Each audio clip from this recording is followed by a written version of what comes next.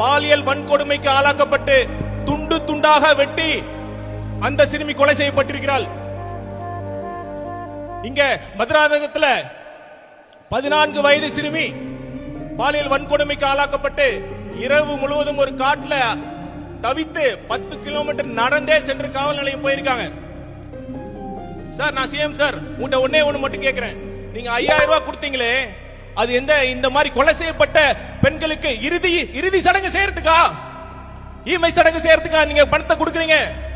பாதுகாப்பு இல்லாம முதல்ல ஒரு அரசோட கடமையே பாதுகாப்பு தான். அது பாதுகாப்பு, அந்த பாதுகாப்பு கொடுக்க தவறி நீங்க என்ன நலத்திட்டங்கள் கொடுத்தாலும் மக்கள் கண்டிப்பா ஏத்துக்கவே மாட்டாங்க. நீங்க சொல்லலாம், போன ஆட்சியில குற்ற நிகழ்வு நடக்கலையா, இப்ப மட்டும் தான் நடக்குதா நீங்க கேட்கலாம். நான் கேட்கறது ஒண்ணுதான், சிஎம் சார் நீங்க செய்ய வேண்டிய வேலையை நீங்க கரெக்டா செஞ்சிட்டீங்களா? அதையும் மீறி இந்த குற்ற செயல் நடந்ததுன்னா அது வேற. இப்ப தமிழ்நாட்டில் ரெகுலர் டிஜிபி எப்ப கடைசியா இருந்தாரு? போன வருஷம் ஆகஸ்ட் 31 திரு சங்கர் ஜிவால் அவர் ரிட்டையர்மெண்ட் ஆனார். இப்ப 7 மாசம் ஆகுது.